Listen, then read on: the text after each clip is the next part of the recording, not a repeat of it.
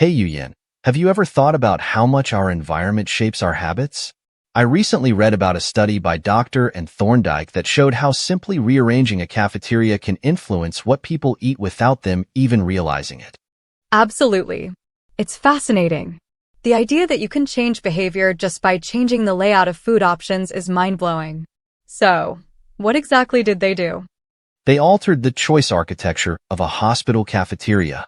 They placed water next to the cash registers and throughout the food stations, while soda remained in the primary refrigerators. The result? Soda sales dropped by over 11%, and bottled water sales increased by nearly 26%, all without saying a word to anyone. That's incredible. It really highlights how we often choose based on what's in front of us rather than our actual desires. It's like when I walk into my kitchen and see cookies on the counter. I can't resist grabbing one. Exactly. Our habits are so context-dependent. It reminds me of Kurt Lewin's equation: behavior is a function of the person in their environment, or B equals F, PE. It's not just about willpower. It's about how our surroundings cue us to act. Right. And this isn't just limited to food choices.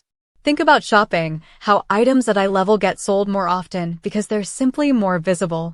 Retailers know this and strategically place products to drive sales. Yes, that's why Coca-Cola makes sure its products are front and center in stores.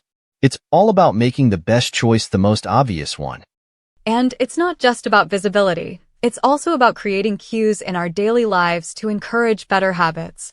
For instance, if someone wants to drink more water, they could keep water bottles in visible spots around their home. Totally. I've started placing my guitar stand in the living room instead of hiding it away. Now, I'm more likely to pick it up and play whenever I see it. That's a great strategy.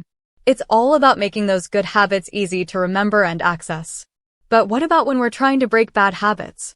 Breaking bad habits can be tricky, but changing your environment can help too. If you want to stop snacking late at night, for example, removing junk food from your kitchen can reduce those temptations. That makes sense. And sometimes, even changing locations can help us form new habits. Like studying in a different coffee shop instead of at home where distractions are everywhere. Exactly. A new environment means new cues, which can make it easier to establish different routines.